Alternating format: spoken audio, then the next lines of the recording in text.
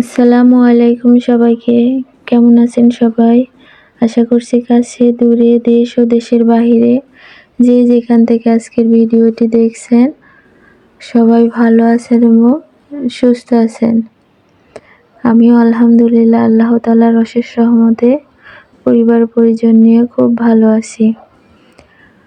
আরও একটি ডেইলি ব্লগে আপনাদের সবাইকে স্বাগত জানাচ্ছি।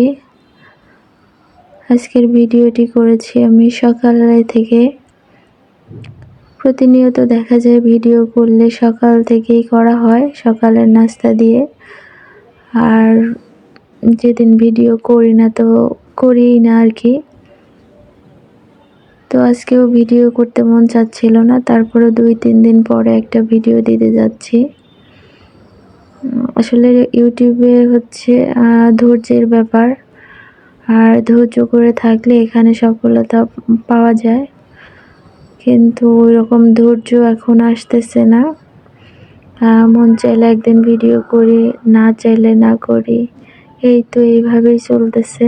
তো যাই হোক, ভিডিওর শুরুতেই রিকোয়েস্ট করছি যে সকল আপুরা ভিডিও দেখতে দেখতে এ পর্যন্ত চলে এসেছেন কিন্তু একটি লাইক দিতে ভুলে গেছেন, প্লিজ একটি লাইক দিয়ে ভিডিওটি কন্টিনিউ করবেন, যাতে করে আপনারই মতো অন্য আপুদের কাছেও আমার ভিডিওটি পৌঁছে দিতে সাহায্য করে। তো সকালে ঘুম থেকে উঠে ফ্রেশ হয়ে তারপর আমার পিউরিতে পানি ছিল না, আমি পিউরিতে প্রথমে পানি দিয়ে নিলাম। আর তারপরে এখন সকালের নাস্তার জন্য আজকে রুটি বানিয়ে নিচ্ছি।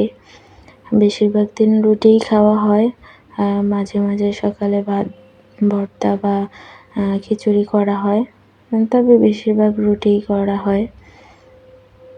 তো আমি রুটি করে নিচ্ছি, আর ভাজি হয়ে গেছে আমার। আগে ভাজিটা করে নিয়েছি, তারপরে রুটি করে নিচ্ছি। আর বিশেষ করে আমি যদি রুটি করি বেশিরভাগ দিন আলু ভাজিটাই করা হয়। আলু ভাজি দিয়ে রুটি খেতে আমার বেশি ভালো লাগে।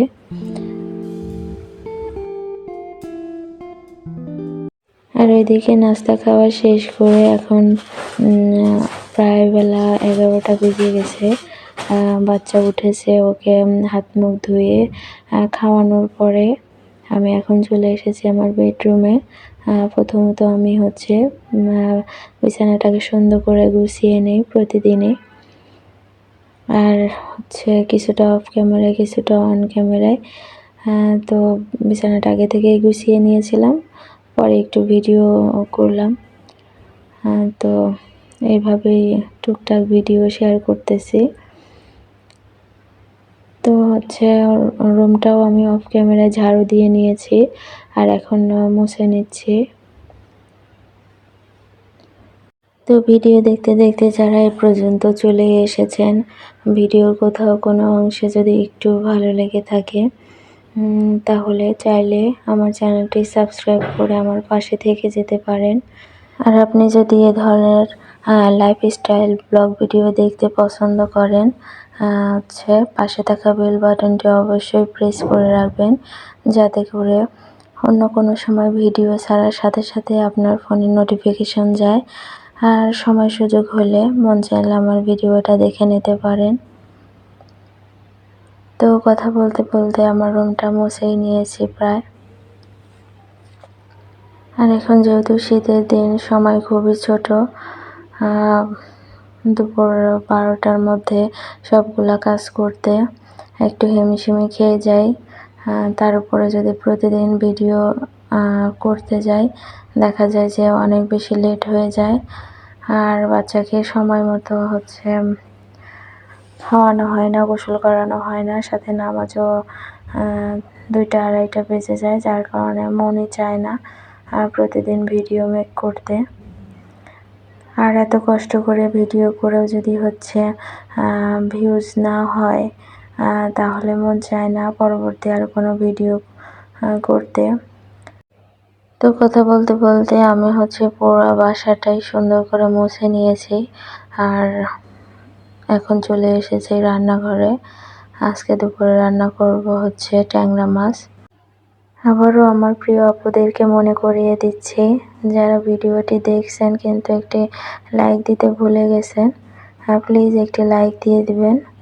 আর হ্যাঁ, ভিডিওর কোথাও কোনো অংশ যদি ভালো লেগে যায় তাহলে কমেন্ট বক্স খোলা আছে, আপনাদের মতামত জানাতে ভুলবেন না। আজকের ভিডিওটি কেমন হয়েছে?